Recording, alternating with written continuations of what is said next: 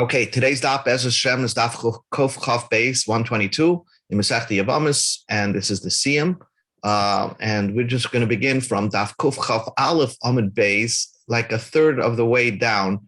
Tanur Rabbanan. I'll make it bigger over here. Okay, hold on. Tanur Rabbanan. Tanur Rabbanan.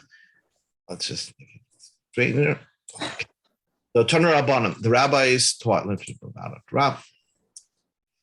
Okay, the rabbis taught.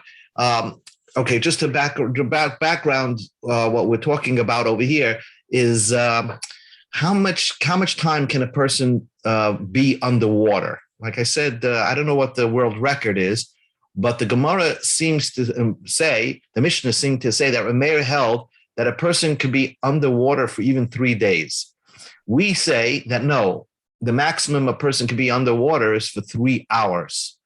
And so therefore, if you see somebody go under in a dark pool of water, if you stay there 3 hours, only then, and he didn't emerge, only then you can say testimony to his wife that he passed.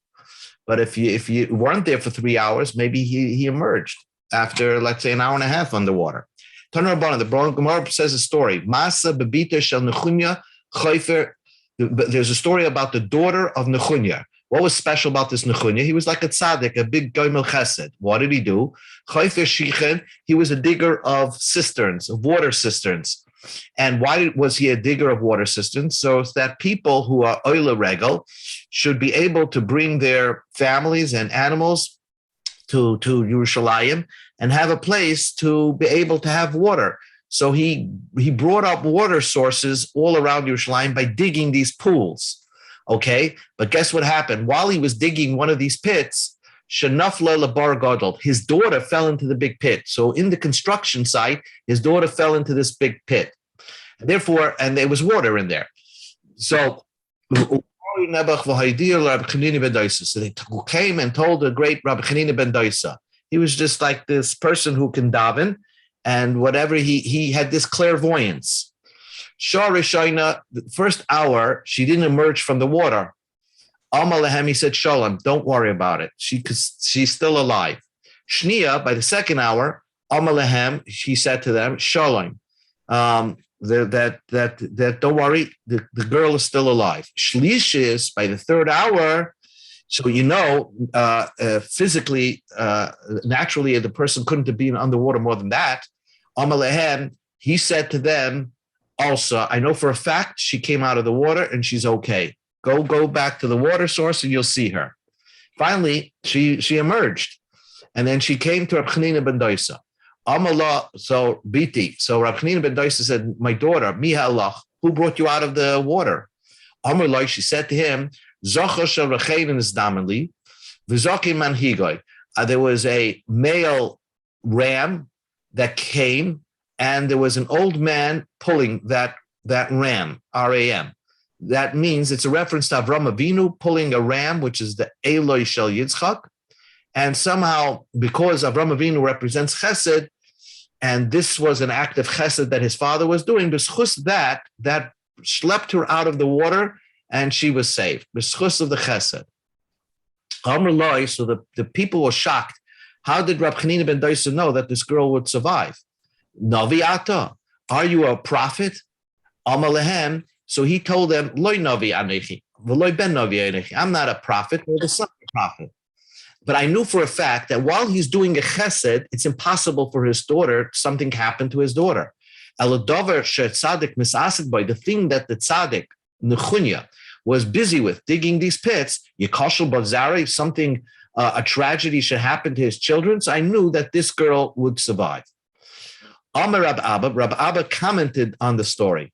Rab Abba commented on the story that don't think the story ends. He did lose a child. Athal PK, Meis Benoy Bitsama. His son died out of thirst. I don't know how this happened. Maybe he took a trip with his friends to the desert and died. Shene'amah, the pasuk says, and the reason why HaKadosh Baruch Hu made this tragedy happen to this great tzaddik, this great goymel chesed, is because HaKadosh Baruch Hu pays tzaddikim this world so that they'll get the full schar in Olam Haba. Usvivoiv nishara ma'oid. It's a pasuk. Around him, nisara ma'oid. This teaches us, Melamed, sha'kodesh baruch hu medaktek im sevivov kechut hasara. Around HaKadosh Baruch Hu are tzaddikim, and HaKadosh Baruch Hu is precise and medaktek with his surrounding, even on a avera that they do, that's like a hairbreadth of an avera, like a hair of an avera, like a little avera, they get punished on this world, because when they come to Shemayim after 120, they have a clean slate. Reb Chanina says, from here you learn that El Noyertz Kedoshim Rabba V'Noira Al Kol Sivivav. God is awesome and feared around all those that surround him. On all the tzaddikim that, so to speak, are close to God, God is most feared by them, because when they do an avera, they get punished on this world, because God wants to see them clean when they come out to the next world, so they won't suffer Gehenna. The Mishnah continues. Mishnah says, we learned that Chazal Chazal have a little two things. On one hand, Chazal told us that when a person says edus, that a person died, you have to see him actually dead. You can't say, oh, I saw him fall into the ocean, or something like that, or you didn't see him actually die. I saw animals eating him up. That doesn't, unless you saw the dead body, you can't say edus that he's dead, because maybe he survived. But one aid is good enough. That, one aid is enough to tell over a testimony to a woman that your husband died and you're permitted to marry. And even if that one aid, let's say, says the Mishnah, even if they heard from many women, if the aid was heard that other women are saying that this person died, so that's enough. So it's called an aid, mipi aid, an aid hearing the testimony of another aid. So he didn't even see it himself. He heard somebody else talk about that the person died, and he heard women talking about that the person died, and therefore that's kosher. That's enough to permit the woman to get married.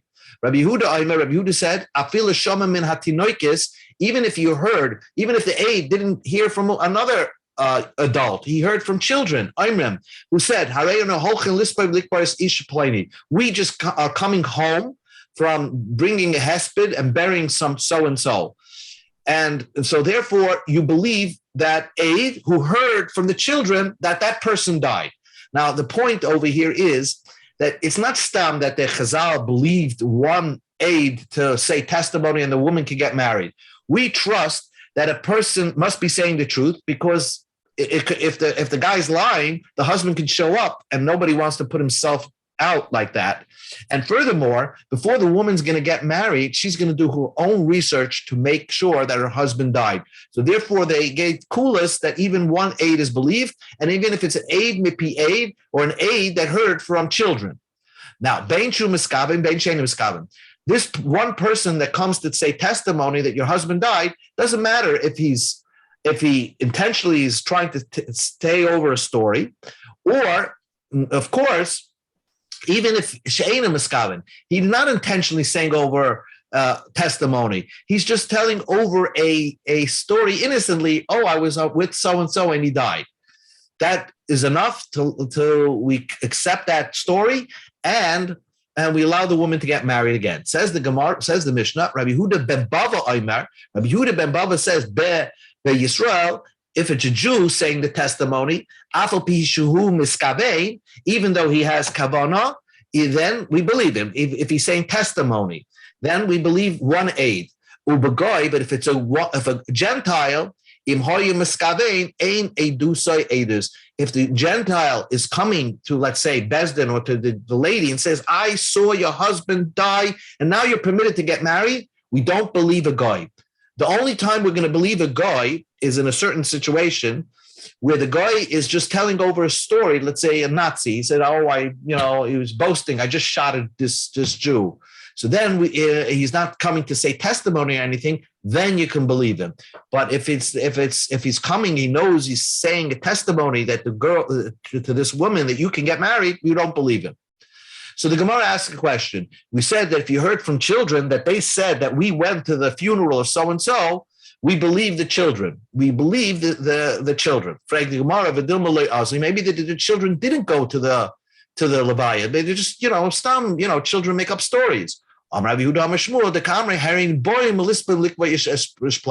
just came from the eulogies and the burial of this person, and therefore we trust the children. Say the Gemara, maybe they didn't bury a human. Maybe they're coming from the levaya of a buried grasshopper or something like that, and they so happen to call the grasshopper the same name as a human being. But how do you know that the children are actually telling over a story of an actual funeral that they went? The Ka'amre, because the aide heard the children say, Cain, v'chein Rabbana Havahasam. We went to this levaya, and so many rabbis were there. Cain v'chein Saftani Havasosam, and there were so many eulogizers at this levaya. So they're giving details of a regular levaya for a human being. So therefore, it's a good question. That's a good question. Mayor asked, okay, but what about a Yisrael Mumar? Can you believe a Yisrael Mumar? That's a good question. A Yisrael Mumar is somebody who's not religious. Is he has a din like a goy or like a regular Yisrael? I have to look that up. That's a good question. So anyway, ubagoy im hoyim eskabein, a goy. We just said we don't trust a goy. Okay, a goy we don't trust, but Amar Rav Yehuda Amar Rav Shmuel loishon eskaben lahatir. So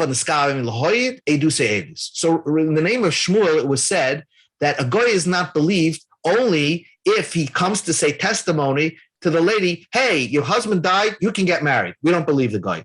But if he just says over a story, so-and-so died, and he doesn't know the ramifications that the woman can get married, then we would accept it. So the Gemara says, hey, chiyadin, how do you know what the goy has in mind? Amar Rav Yosef Bola Bezin. If the guy comes to Bezin, and he says Ish Pliny Mesis Ishtoi, he comes right away into the courthouse and says so and so died, and now his wife can get married. So we don't trust the guy. His intention is try to get the woman to get married again, to go out now remarry. We don't trust him. But if he comes in mace, so and so died, Stam Zevin Iskam Edis, then his testimony is accepted, and he has intention to do Edis. I'm pointing out to you right early on that we don't trust. That's not true. The Gemara is just a pre-thought over here. We never trust the guy. Itmanami. That if the guy is coming to say a story that so-and-so died, we would believe the guy as long as he doesn't know the ramification of what he's saying. Amalei Rabbi Yochanan said to Rish Lakish, wasn't there a story with Oshaya, the great Oshaya? He had a debate with 85 great judges. And he said to them, he wanted to say that the guy would be believed if his intention is to say Edus. Chachamim never agreed to that. The Chachamim always agreed, never said that a goy would be believed under no circumstances. So the Gemara asks, okay, our Mishnah says that a goy is not believed only if he intentionally wants to say testimony. Then we don't believe him. If in all cases he's saying testimony, when would you believe a goy? Hey Chedom, hey Shkachas, when would you believe a guy? Answers the Gemara, but Mesiach lefi tumay. He's innocently talking. You hear him talking in a bar, and he says, "Oh, so and so. By the way, that so and so died," and he has no intention to give testimony. Then we would believe. And here's a story. There was a guy that was saying, "Man ike bechevoy, ma ike bechevoy." Who's from the family of bechevoy? I know for a fact this chivoy died. But answer Rabbi Yosef, Rabbi Yosef allowed his wife to get married because the guy wasn't saying Edis. He was like just saying, "Oh, so and so died." Another story. There was a guy who was just talking and walking, schmoozing, and he said, "This great, awesome, powerful guy who was, like a bodybuilder." That lived in Pompadisa, a Jewish bodybuilder, a boxer, the Shchav, he died. Oh, he died? Rav Yosef, or some say Rava, allowed his wife to get married. So we see that we do trust the guy when he's just innocently talking. Who is from the house of Chasa? Chasa died. This Jewish guy, Chasa, died. Rav Nachman said, I swear to God that must be that fish ate up this guy Chasa. Once we heard the words of Rav Nachman that he seemed to concur with the story that the guy innocently talked about, his wife, the wife of Chasa, went ahead and get married. And nobody stopped her and no one said anything. Rav Ashi asked, Shmamina, from the story of Rav Nachman, we said that if a person drowned in an ocean water or a lake or something large body of water, that the woman is usher because maybe the guy survived and the waves carried him to another location. So the question is, how did Rav Nachman say that Chasa? The guy said Chasa drowned. Maybe he was on a cruise ship. It's very common these days, people jumping off cruise ships. So how did Rav Nachman say, for certainly the fish ate him up? How did Rav Nachman say that with certainty? We have a Mishnah that says that a mayim shein leim soif, if there's no visible end for the mayim, then ishtei asura, his wife, is asur. So the question is, so how did he say this, the person died? So the Gemara says, truth is that if the guy fell off a ship and into the water, we would lechatchila not allow his wife to get married because maybe he survived. But 90.9% he didn't survive. And therefore, if his wife somehow, snuck in a marriage, we wouldn't force her to get divorced. And that's why Rabbi Nachman didn't allow, he just gave a wink, perhaps you sneak in a marriage over here. And that's what she did. Others says, no, Rav Nachman actually was the Masada Kedushin. He actually married her off. Amra, he said, for sure this Chasa died. Chasa Gavarabba Isa. He was a well-known guy. In Isa Desalek, if he survived, Kali Islay Lamilsa, we would hear about it. We would read about it in the Pesach that he survived. But the Gemara says, it's not like that. Like, Loishna Gavarabba, Loishna Lav Gavarabba, Yevet Ein Lechatchila. It doesn't matter if he was a great person or not great person. We don't allow the woman to get married lechatchila. Only if she snuck in a marriage, we don't force her to get divorced. Says the Gemara, there was a guy telling a Jewish person, he's forcing this Jew to be Mechal Shabbos by cutting hay for him or cutting grass for him and feeding it to my animal on Shabbos. He's forcing him. And he said to this Jew, you better do this work for me and feed my animals by being Mechal Shabbos. If you're not going to listen to me, I'm going to kill you like I killed the other Jew. The Amri lay Bashali B'gdei Shabbos. This other Jew, I said, cook for me on Shabbos. And he held out, V'loi Bashali, and he didn't want to cook for me. And I killed him. So this guy was boasting that he killed a Jew already, and he's forcing this new Jew to be Mechal Shabbos, or I'm going to kill you like that other Jew that I killed. Now, did he really kill another Jew? It's not clear. But Shama Devise, the wife heard that, my husband was killed by this guy, because that seems to be that the guy was telling over a story. She came to Abaya and said, please, can I remarry? Because the way this guy spoke to this other Jew, it seemed that he was telling over that he killed my husband. So Abaya did not want to give her permission to get married. Shahese, we go to the top of Kuf Chav Beis Amar Aleph. Shahese Tlasa Riglei. They met at 3 different yard sites. Rashi says an interesting thing that there was always a meeting of Talmidei Chachamim on the day of a yard site of a great person. And they would actually gather at his cave or something, and they would have a yeshiva, a lecture there, l'kavod hameis. So Rabbi didn't want to paskin alone. He wanted to have other people with him because he didn't know. Now, why didn't Rabbi know? Because this is not really nasiach lefi tumai, because the guy has a reason why he's saying this. He wants to show off and scare the Jew to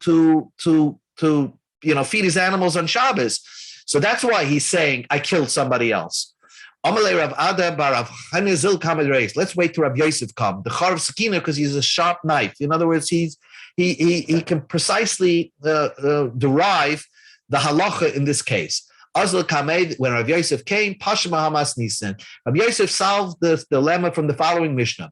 Goy Shoy Moicha Peres B'Shok. Let's say you have a guy who was selling fruit in the street. Ba'omar, and he said, Peres Lolishar Orla Hein Shalazekehen Shal Net Rabbi Hein. He said, my fruits are like from a tree that's 2 years old. We don't trust him because we say that the fruits are older. The reason why he's saying it's from a 2-year-old tree, of course, is because he wants to say that there's something special about his fruits. Or he says, Shalazekehen, they come from Israel. And therefore, do we have to give Meiser? Shalnet the Ravaihain, or are they from a tree that's 4 years old? Anyway, by the way he's saying it, he's trying to say to people, this is a high quality fruit. It's from a young tree. But by saying that, a Jew can't eat those fruits because it's either Orla or it's Chayiv and Trumas Maisris or whatever it is. So we don't trust him. Because a guy, he's only trying to say that how special his product is, how his produce is, but we don't trust them. Actually, they're old fruit. They're from Chutz La'aretz. You can eat them. You don't need a hechsher on them. But you didn't ish tzayden alma. Oh, so the Gemara just solved the problem, because just like when a goy has a reason to say something, we don't trust him. Same thing over here. The goy had a reason to say that he killed a Jew because he wanted to scare another Jew. So that's not called Masiach Lefi Tumoy. Masiach Lefi Tumoy means you're innocently talking and you have no motive to say the story. Like a guy in a bar saying, I saw somebody die. What's the motive? No motive. So then we can trust him. But if there's a motive why he's saying something, so then we wouldn't trust him. The Gemara continues. There was a Jew and a guy going on the way. And he said, Chavol al Yehudi, on this Jew, I was with this Jew. Let's say we want to train together, and he died, and I buried him. Oh, he was just talking a story. So they paskin, the Chachamim paskin, his wife could get married. There's another story. There was a group of people, of Jews. They were going to Antiochia.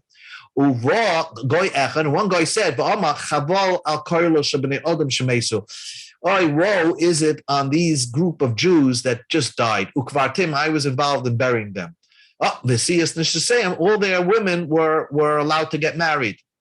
So Veshuv Mai said another story about a Masiach Lefi Tumah. 60 people, Jews, were going to the city of Beitar, which was then under siege. And a guy said, and these 60 people, they were ambushed, they all died, and I buried them. And here, it's the middle of war, so you may think that the guy is not accurately saying over the story. Maybe they didn't die. Maybe he got the whole story mixed up. Anyway, we would trust in him. And all 60 Jews, their wives were given permission to remarry.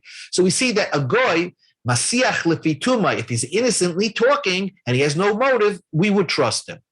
The Mishnah continues. You don't have to see the dead man in the sunlight to identify him. If you identified him under the light of a torch or the light of the moon, we would trust you that you identified correctly. Now the Mishnah says, Umasiyan al pibaska. You can marry a woman even if you actually didn't hear the edus. For example, what does that mean, baska? Baska doesn't mean a voice from heaven. Listen to the story. There are two stories that express what the Mishnah is trying to say. There was a man standing on the top of a mountain, and we hear him scream, so-and-so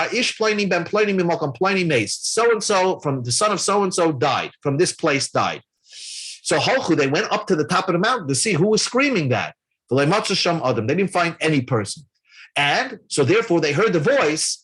So it's an aid mipi, but we don't even know who that person was saying, who was doing the screaming over there. They allowed his wife to get married. Veshuv Masa. But Salman, there's a story in Salman, same thing. A guy said in the city of Salman, Ani ish plani ben ish plani, I am so-and-so. We hear him, let's say, in a pit, okay? Imagine a pit, and we hear a voice coming from a pit saying, I am so-and-so, the son of so-and-so. And guess what? I got bitten by a snake by any mace. I'm about to die. Now, maybe he's imagining that he's got bitten by a snake. Maybe he's not going to die. Then they went, and they pulled him up from the bar, let's say, and they pulled him out. And it was a couple of days later, and they didn't recognize him. The face changed. So we don't know if he's actually the so-and-so he claimed him to be, or maybe this is another dead body that happened to be in the pit. They gave permission to his wife to get married. So that's called a bas koil, that you don't know where you know somebody said the testimony, but you don't know who that person that said the testimony is. So the Gemara says like this: Beishamai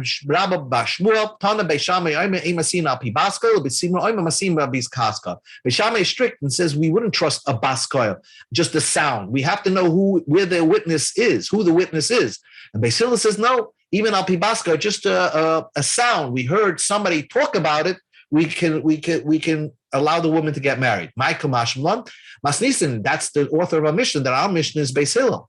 So Rabbi Shmuel is saying, if you find another mission that says we wouldn't allow the woman to get married, Beishamai. No, that is Beishamai, but we paskin like Beis Hillel that the woman can get married. So there's a Gemara. They went up the mountain, they didn't find anything. It's like the Gemara, how do you know that the guy screaming on the top of the mountain was a human being? Perhaps it was a ghost, and therefore you can't trust a ghost. Maybe the ghost is coming to give problems.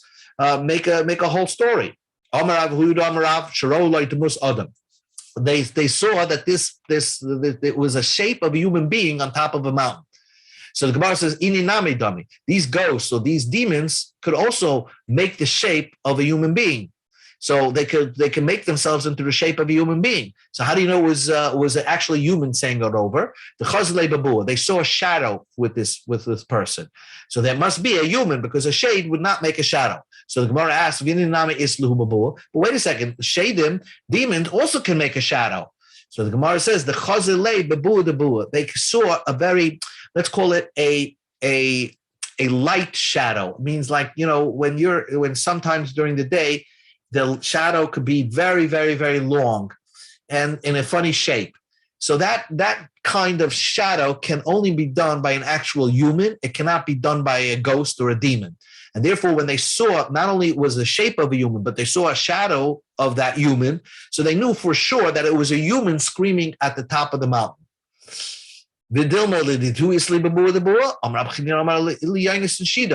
Yonason, who was an expert on demons, said, "Babuah islahu, babuah debuah leslu." Demons can make a shadow, but they can't make a certain human form of a shadow, and therefore, for sure, it was a human being on top of the mountain. So now the Gemara asks one last question: but maybe, perhaps, even it was a Jewish human being, but perhaps it was a co-wife. Maybe it was the co-wife. Maybe the co-wife of the person that died. Maybe he married somewhere else. Somewhere in another part of the world, and this was his co-wife, and we don't trust a co-wife to say that the husband died. So how do you know who that person was up there? It could be one of the people we wouldn't trust to say that the husband died. So what the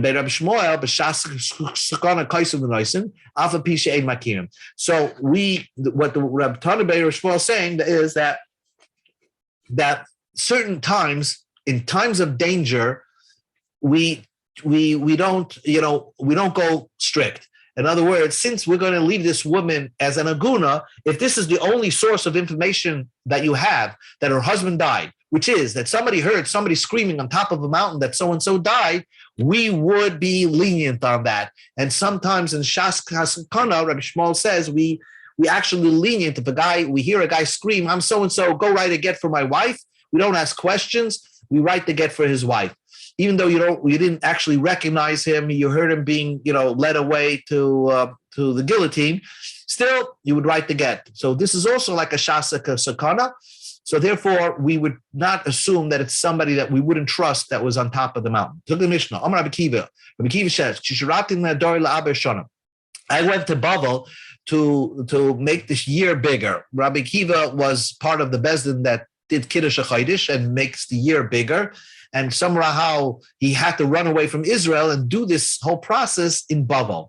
So once he was in Basel, he says,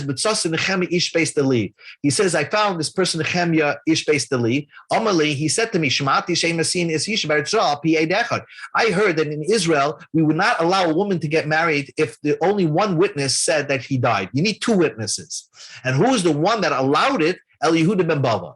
So Yehuda ben Bava. So I heard that. This is what Nehemiah told Rabbi Akiva. Is it true that in Israel that nobody says you're permitted to get married, only Yehuda ben Bava? So Rabbi Akiva told him, I said it's true. Everybody in Israel disagrees with Yehuda ben Bava. Amali, so this Nehemiah said, Emily Hemishmit, say over my name. The whole country it's very difficult for me to travel to Israel, but I have a tradition. I have a tradition from the great Rabbi Gamliel, the elder Rabbi Gamliel, that you allow a woman to get married only even if there's only one person that testified that her husband died. So therefore, he was so certain that the halacha is that everybody, Rabbi Gamliel, the elder Rabbi Gamliel, said that you can allow a woman to get married according to the testimony of one person. Rabbi Akiva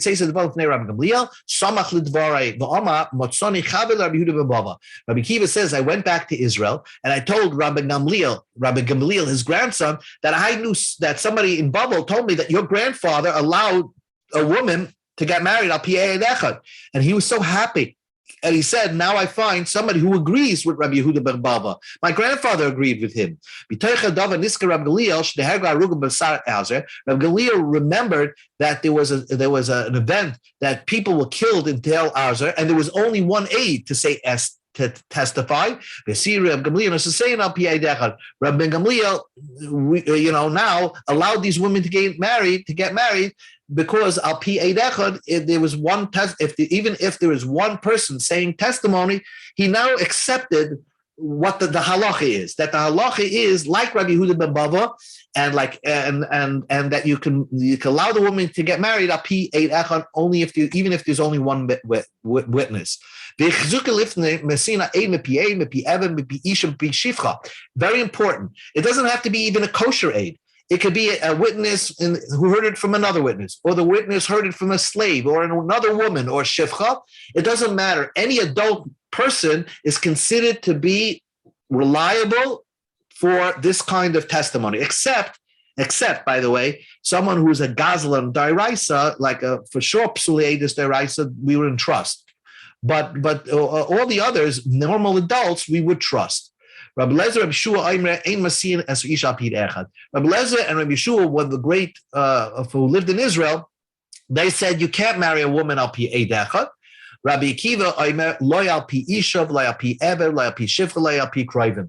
Rabbi Akiva didn't allow a woman, and he didn't allow an eved or shifcha or kroivim. Rabbi Akiva said, I hear you can allow you can masia and isha pi echad, but it has to be a kosher Jew. It has to be a male Jew over bar mitzvah, but not a woman or a slave or a shifcha or kroivim. That's what Rabbi Akiva said.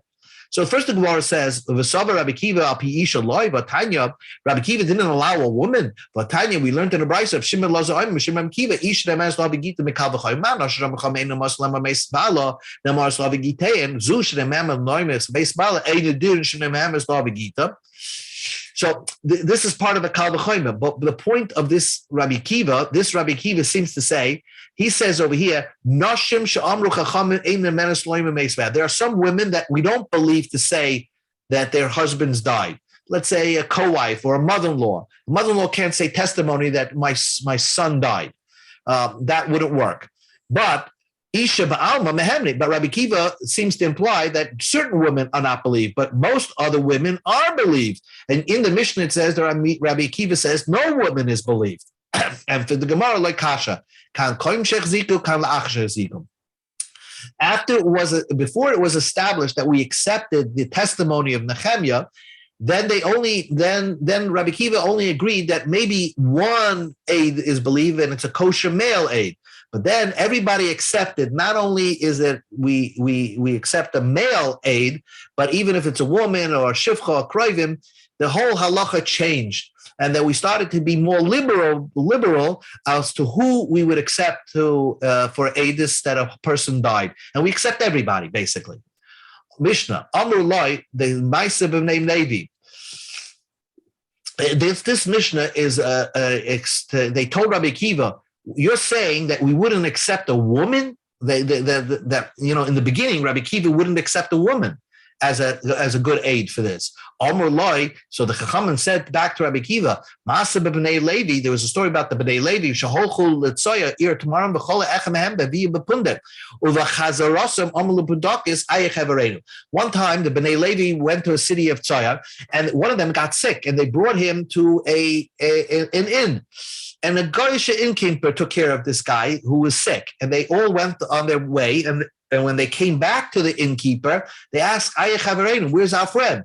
And Noimislam, so she said to them, Meis ukvartiv, he died, and we buried him. So who is saying the guy died?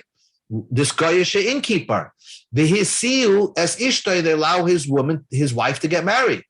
And so the Chachamim said to Rabbi Akiva, they allowed a Goy testimony to marry to as kosher. So then certainly a Jew should be as valuable as this guy. If they allowed a guy, certainly they would have value a woman, a Jewish woman, to say testimony. So Rabbi Akiva didn't like that. He said no.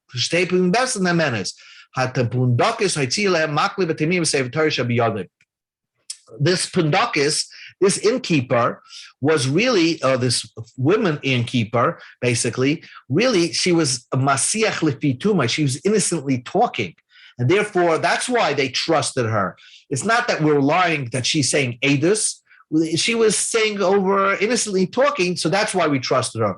But for a woman, a Jewish woman, coming to say edus to another Jewish woman, your husband died, you can get married, we wouldn't trust him. That's what Rabbi Akiva told back the Chachamim. We go to Amar Beis. My Griyusa de Pindakis. Amar Rav Kahana. Rav Kahana says Pindakis Goya Chayasa. She was a Goyish girl. She was a Goyish innkeeper, a woman. Umasicha lefi tumay Haysa. And she was just talking, innocently talking. Zeh makliv zeh tamile zeh kever shekabarti bay. She even showed, this is where I buried him. So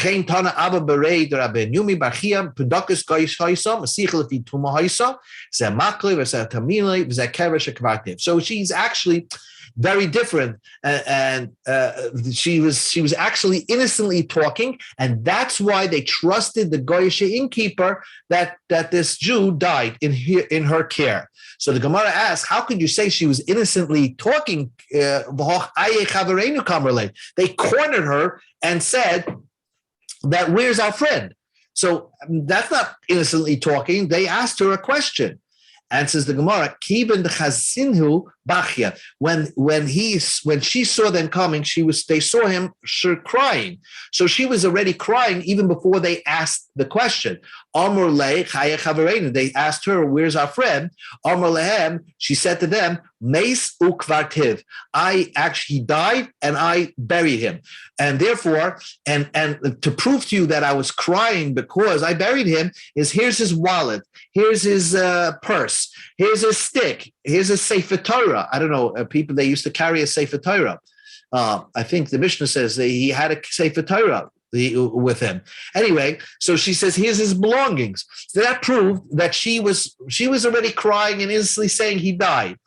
And she, to prove that she was innocently saying that he died, is that here's all his belongings. If he disappeared, then why would he leave his belongings? So that's why they trusted this Goyish lady. But Rabbi Akiva said they only trusted a Goyish lady, but not a Jewish lady who's coming to say edus, like a real testimony we wouldn't trust.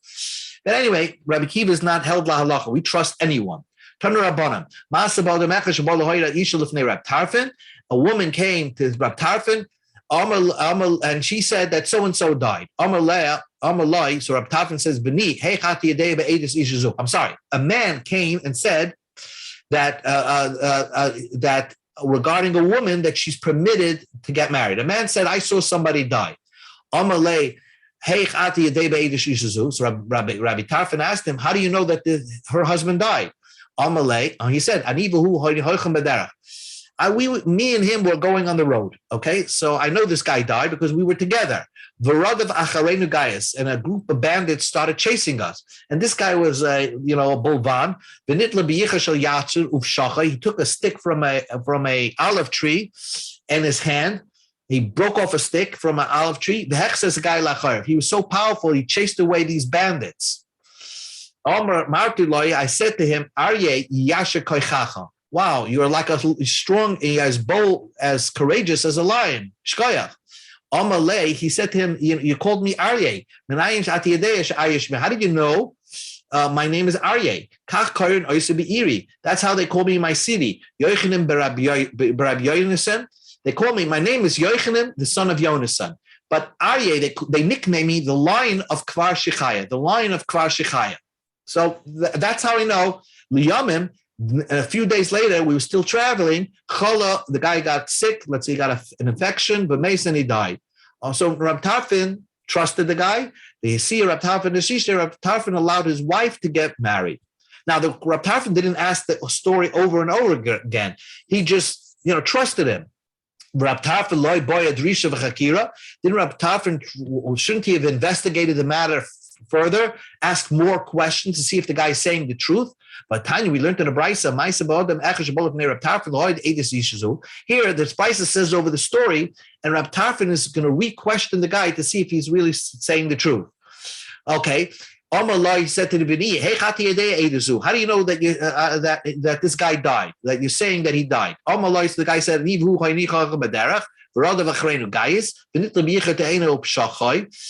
here the Brisa changes it. He broke off a fig tree branch. The Hech says the guy of Lachariv, and he chased away these bandits. So, and Omartilai, I said to him, Yasha Karchacha Aryeh. Wow, you must be a strong guy, Mr. Aryeh. Amalei Yafa Kivantul Shmi. You got my name right. In the city they call me that way. Yochanan ben Yonasan Aryeh de Bekvar Shechaya. Yochanan, the son of Yonasan, who's the lion of Kvar Shechaya, the lion of the town of Shechaya. And so the guy continued his story, and he said, "Liyam and Chala." Then a few days we were traveling later, he got sick, and he died.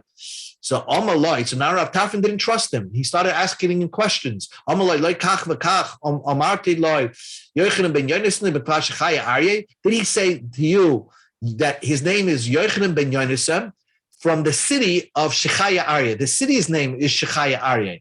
Amalei loy. That's not what he told me. This is what he said. Yochanan ben Yonasan. My name is Yochanan ben Yonasan. I'm nicknamed Aryeh, and I come from Kfar Shechaya. The city is called, the town is called Shechaya, not Shechaya Aryeh.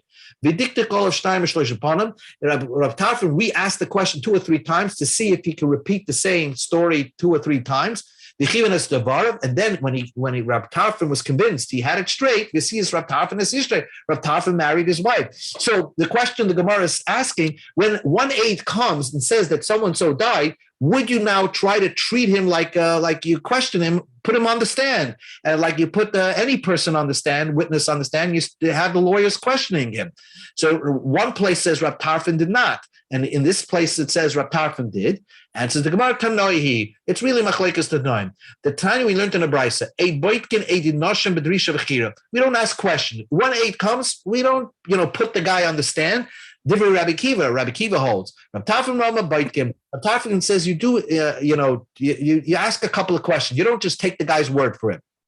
Now you have to understand that the reason why you hold that you can just trust the guy is because, again, the woman herself is going to do some research over here. Plus, maybe the husband will show up, so no one wants to put themselves out like that. So that's why some hold you trust the guy, you don't put him on the stand. But whether you're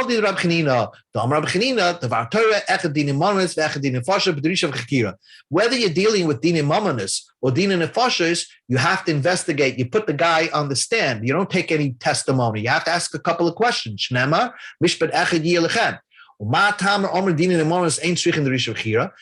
do we say when it comes to dinim mamonis, we don't fully investigate the witnesses? Why not?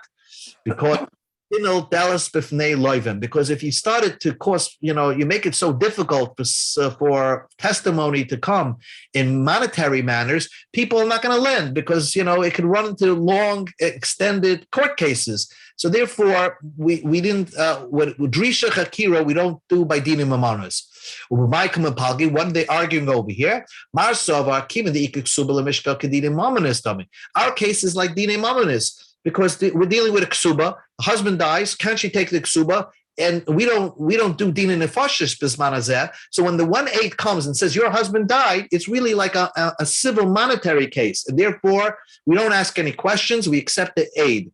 Umar sava kivin the koshreni eishes ish alma. But at the end of the day, you're letting this woman remarry anybody. So therefore, it's kedin nefashis dami. It's like it's a capital punishment cases, and therefore we would require that the court that's accepting this 1/8 to start investigating to make sure that 1/8 is saying the truth. And the Gemara does not want to end off this Masechta because this Masechta dealt with a lot of crazy issues that are serious, tragic issues. So the Gemara wants to end off on a very positive note. Amar Rab Loza, Amar Rab Chanina, Talmidei Chachamim, the Talmidei Chachamim marben shalom ba'olam. They increase serenity and peace in the world. So just by their learning, somehow the world is more of a peaceful place. Shenema, v'chol b'nayach lemudei Hashem. Your children, lemudei, who are studying, are like students of God. V'raiv shalom, there's an increase of serenity and peace. Boinoyach, through those that are building we say al tikri b'noyach, your children, but the boinoyach are the builders of the world, which are the Talmidei Chachamim. So therefore, that's how the Gemara ends off. By the way, a few Masechtas end off this way. The way to remember it is Bar Noyech. Masechta Brachas, Nida, Yevamos, and Krisis all end up with this Gemara because those Gemaras end off like the whole Masechta is on a sad note. So we want to end off positive. Yeah, take a banayach, that right. They put that on the side. I'll take a banayach, banayach. The reason why, because it says banayach twice in the pasuk, so we can darshan that it doesn't mean your children, it means the builders. Hadron Allah Yishabasa V'Salikallah Masechta Yevamos. But take it. Mazel tov. Mazel tov. Made it. And we made it. Baruch, I'll do it to him tomorrow morning. That's Hashem. And have everybody in mind in the college and send it out. Thank you. I'll have it in mind. Mazel tov, everybody. Have a good Shabbos. A good Shabbos. Thank you, Baruch Shekoyach. Thank you. Shabbos.